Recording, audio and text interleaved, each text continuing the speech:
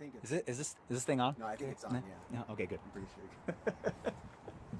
So Jeff and I were just sitting here stroking our beard. Yes. We share a beard. I've got a quarter of a beard. Jeff has 3/4 of a beard. And This side is almost full. yeah, sometimes I have to get the other bit of mine. So no, actually, Don't do that on first video. installation, not on video, but in real life is totally fine. Yes. Okay. First installation of Johnson Team Talks. One of the lessons that you taught me back when I first joined the team was to not slouch on video. That was for you. Okay, just for me.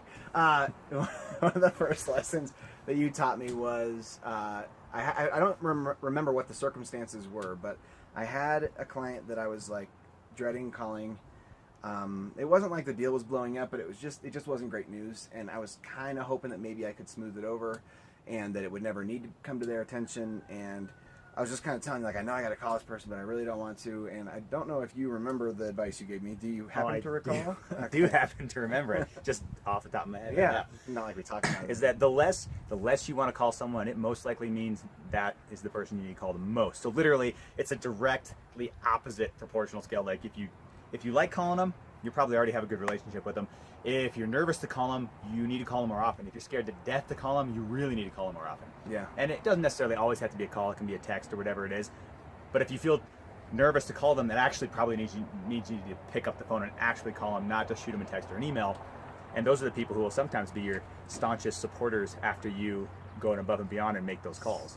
Sounds like a heck of an adjective.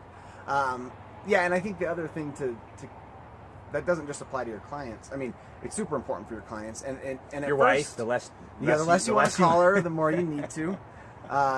No, I think Children. it applies to cooperating agents too. Absolutely. Because there are certainly times.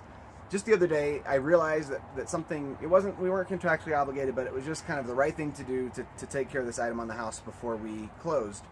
It was turning on the sprinkler system. It wasn't a big deal, but it's hot, and the house had been vacant for several months. The previous owner had never turned it on.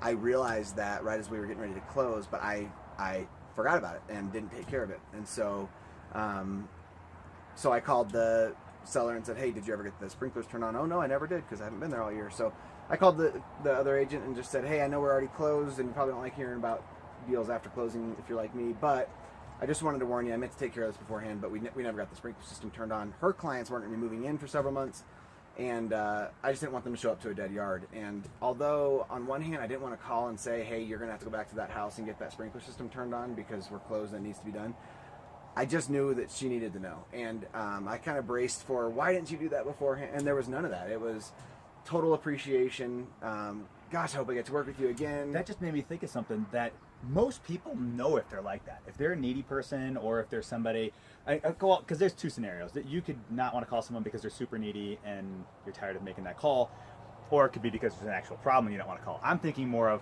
a personality type of the person you're dealing with, and most of the time they know they're like that. They know other people have told them they're like that, and they'll appreciate it even more when you go above and beyond to meet that need for them. And if it's your client, it's your obligation to meet that need. If it's an agent, it's just good practice to build relationships with other agents. You might be more likely to get your offers accepted later because that agent likes you, and you made that agent feel good, or you made that client feel good.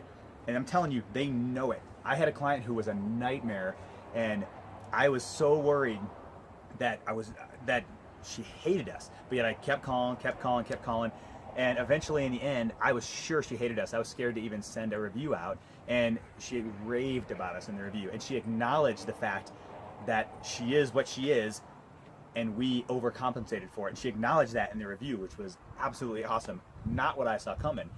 But I'm telling you, that rule, the less you want to call someone, call them more. The less you want to text them more. Whatever it is. Yeah, absolutely. Yes, I mean, I think in general it gets easier too the more you do it, because those calls, if you just ask yourself, why don't I want to make this call? That's the reason I need to call them. If you just start doing that, it becomes a habit, and really the calls lose their, like, I almost look forward to those calls now because I know it's going to take some stress off my plate, because one of two things is going to happen. One, the bad thing you're thinking about could happen, and then it's done. So instead of sitting there dreading it, it's like, I remember as a kid hating getting shots at the doctor's office. So instead of that day knowing I was going to the doctor, I always worried, are they going to give me a shot? I was kind of a wimp as a kid. That has changed mildly since then. So I would dread that, but once it was over with, it's like, oh, that wasn't so bad. So there's that possible outcome, or there's the outcome where what you were afraid of was nothing to be afraid of anyway. In either event, when that call is done, or that contact, that text, that email, that face-to-face, whatever it is, when it's over with, you're going to be better off for it. So you start craving those conversations, and it's a huge key to success. So that's well. And you'll start craving it even more, and I agree with what Dan just said. And part of the reason I think you'll start craving it is it actually saves you time. It doesn't seem like it, but it does. And I'm all about saving time because you're just being preemptive. And anytime you're preemptive, you save time. Because you know that client's going to call you, and if they call you stressed, they're going to be on the phone with you for a half hour about a... Yeah, so whenever a notification comes in on my phone, it cuts the video off, so we're back again. And I think I know where I was at. So we're talking about being preemptive. It is preemptive. So that is that you take 10 seconds, call the client, say, you're probably thinking about this, but I just wanted to reassure you, here's where we're at. Or know that appraisal didn't come in yet, but I promise you I'll call you as soon as it does. And you could even say, I've only got 10 seconds because I got another appointment, or I got another call that's supposed to come in, or whatever. You can find a legit reason to only have 10 seconds. And they'll appreciate the fact that you called, you took a 10-second call instead of them taking 20 minutes to call you because they're stressed out. And if you're able to say, I only have 10 seconds, but it was important to me that I communicated this to you, that speaks volumes about you to your client. So yeah, I think that's kind of what we're going to try and provide here on Johnson Team Talk is just little tips that'll help you whether you're a member of our team or another team or no team at all. Maybe you're just looking at getting into real estate, whatever. We're trying to make sure we invite people into this group who are interested in learning and growing and sharing best practices. And sharing best practices is key. So we don't want to just be the only ones giving out good advice. We hope this is a start to spur other people on to give their tidbits of things they've learned that have helped them. Yeah, this is selfish. We want to know what you're doing so we can be better. But we're happy to help in the process. So thanks for watching. We appreciate it, and stay tuned for the next one. Is this good? Is my head too big?